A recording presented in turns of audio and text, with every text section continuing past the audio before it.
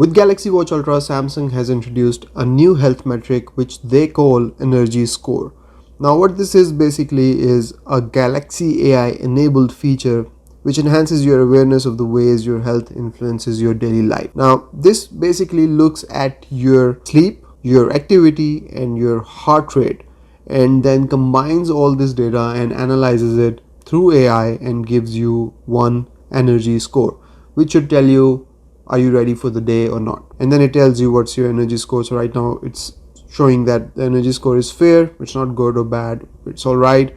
And then below that it's showing us energy score factors. So we have sleep time average, sleep time consistency, bed wake time consistency, sleep timing, and then it comes to previous day activity, which it says needs attention, sleeping heart rate variability, and then heart rate during sleep, heart rate variability during sleep, skin temperature during sleep, and respiratory rate during sleep. And all of this it says is average.